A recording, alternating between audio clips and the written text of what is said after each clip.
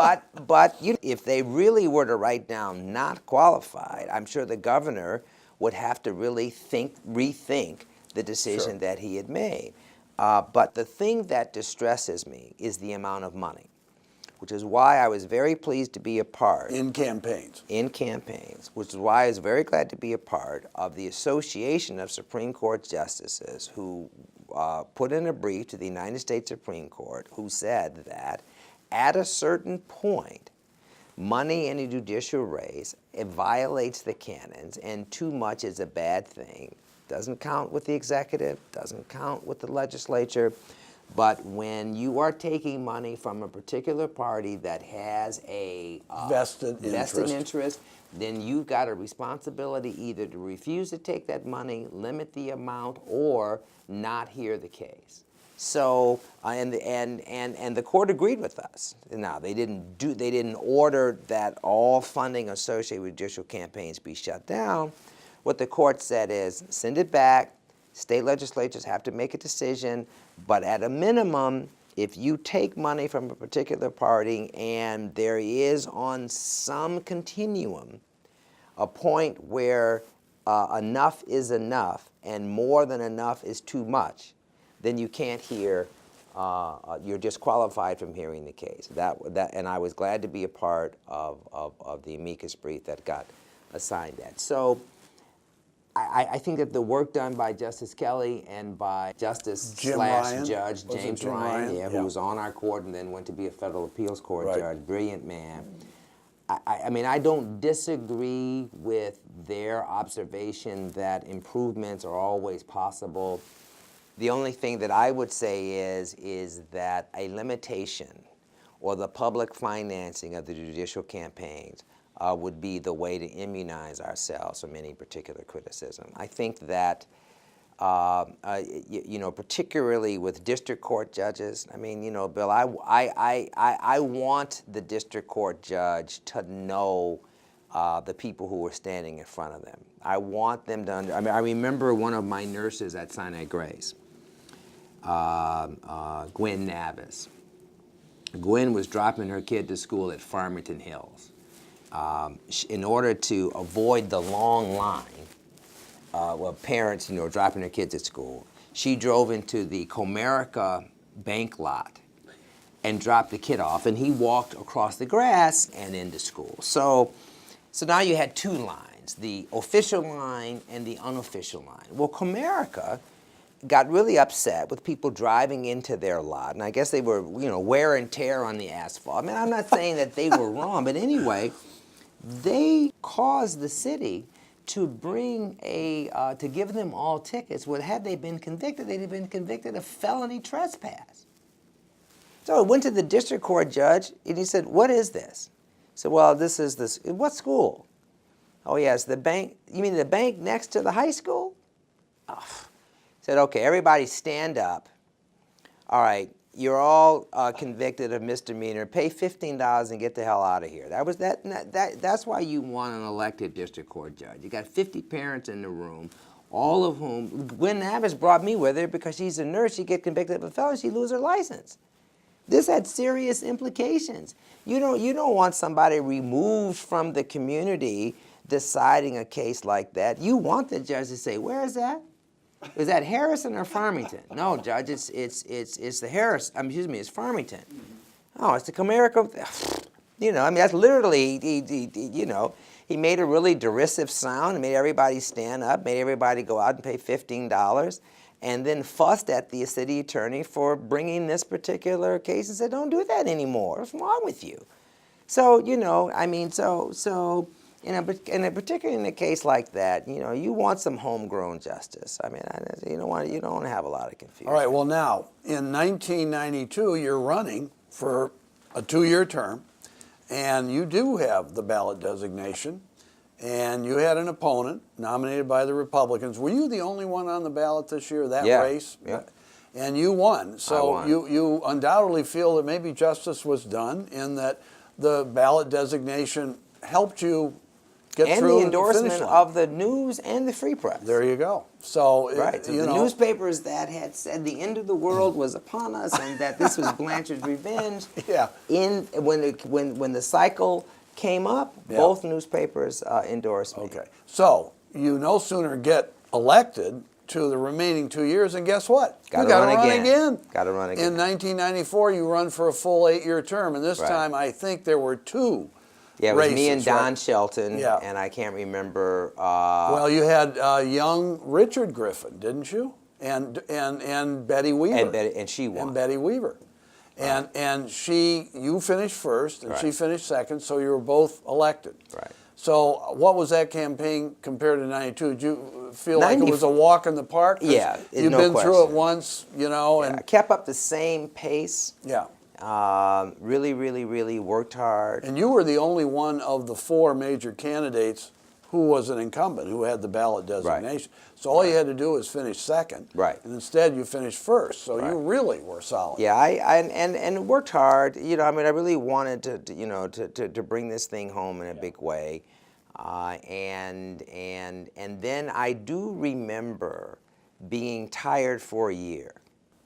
Just After the campaign? After finally the campaign, when there was no more adrenaline left. Well, you've been campaigning for 3 years, 4 years. and You know. beat to death. Yeah. And really remember sleeping in every Sunday till 1 or 2 o'clock, just exhausted. Well, but look, you must have recovered because you were strong enough and it made enough of a positive impression on your colleagues that in, I guess, the end of 86, or excuse me, 96 or 97, they elected you Chief Justice. Yeah. And you'd only been on the bench at that point like 6 years. Yeah. And it wasn't even necessarily your turn, so to was speak. not. So tell me about that. How did that happen? It was Patty Boyle's turn. The Democrats had a majority. She was next in line. And Michael and I both promptly, and Chuck, both promptly went in her office right away and said, Chief, we're with you, congratulations, and good luck, God love you. And again, it's one of those instances, Bill, where everybody kind of scattered and went home. It was the court, it was right around Thanksgiving, and so we were all kind of going home. We were finished. I don't think we were finished for the year. I think we were going to hear cases in December, but we were, the holidays were there and people were very distracted. Again, another one of those circumstances where nobody's paying a lot of attention. For whatever reason, the Republican members of the court, Dorothy and Griffin and Brickley, all contacted Patty and said, in an unprecedented manner, we will not support you. Although at that point, technically, it didn't even really make any difference if she voted for herself and the other 3 of you supported her. Exactly. But it would have been unusual in the sense that it would have created a 4-3 split, which would have been a little bit unseemly, or it fractured the collegiality of the court. Right. Why do you think they decided to do that? I have some opinions, but out of respect for all 3 of my Republican colleagues who are no longer here, and Justice Boyle, who is, I won't go into it. It was, to me, an unfortunate moment. You never want to be seen as taking advantage of a colleague's dislocation. However, once Patty made the profoundly institutionally protective decision to withdraw her name for consideration. So upon hearing this from the 3 Republicans, she decided, I don't want to go there if I don't have unanimous support from everybody. Okay. Exactly. And so then what? So then Dorothy called me and said, I'm going to put your name in nomination, but only if you promise to vote for yourself. I went to see Patty to confirm that she was withdrawing. It was a very crisp meeting. And then I called Dorothy back and said I would. And then at that point, I called Chuck and I called Mike, and they said, have you talked to Patty? And I said, yes. Have you confirmed her decision? I said, yes. And they said, okay. And then I was voted in unanimously as the chief. So everybody basically, at that point, fell into line. Yes. Even including Patty Boyle. Yeah. Okay, was there anything different about your 2 years as Chief Justice than the preceding 6? Well, yeah, because I threw myself into the Chief Justice job, and How important is that administratively within the context of the court? you set the tone. You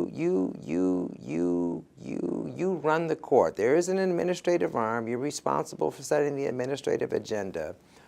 And I was going to take full advantage of my unvarnished commitment during the course of the campaign that I made in both of the cycles, that there would be serious court reform. And so, I ran all over the state while I was the chief to cause there to be court unification. We created the family court, which is, I think, one of the profound contributions that my court then can be very, very, very happy about. Going all the way back to former Governor and Chief Justice G. Minden Williams and every other Chief Justice since him, there had been a request made by the Michigan Supreme Court to cause there to be a Michigan Supreme Court building. I went to see then Senator Harry Gast, who was the Senate Appropriations Chairperson. The state, during this really, really, really brief window, was flush with money. And I said, Senator, we'd like to build the building. And he said, you know what, I'm tired of you people coming over here. We're going to give it to you. And he authorized it, and the state legislature appropriated $70 million for the Michigan Supreme Court building. So on my watch, there was created the family court, which merged the probate court, which merged the divorce court and the juvenile court and really created the family court. We couldn't get the probate judges in it. They refused to come. We caused there to be the further merger of the Recorder's Court with the Third Circuit Court, because while that had happened bill administratively, there were Recorder's Court judges who were not being assigned the civil docket. That ended with me as the chief, and actually saved the career of 3 or 4 judges who would simply no longer could do criminal cases because they were just too emotionally overwrought. And so on my watch, we got some very serious court reform done. We got the building built and got that all done in 2 years. Didn't John Engler, who was then governor, support a lot of this? No question. And what was the relationship you had personally and that the court had with Governor Engler at that time? You know what? We were a separate institution. It wasn't the one person that we had a lot of Congress with was Lucille Taylor, who was the governor's legal advisor. Right. Now, Lucille was very, very close to Dorothy. And I always had a good relationship with Lucille. And she was, like me, the governor's legal counsel and his legislative director. So when we of course, stopped first at her office to get the governor to support Harry Gast. And so we had the governor's support for the new building as well. Yeah, so it worked. He was very supportive of the court because Lucille was very supportive of the court. Because Cliff was very supportive of the court. So it worked out fabulously. Right. Now, 1998 election comes along. The Republicans elect Maura Corrigan, who give them a 4-3 majority on the court. And the next thing we know, Chief Justice Conrad Mallett says, I'm out of here. I'm resigning from the court. Why did you do that?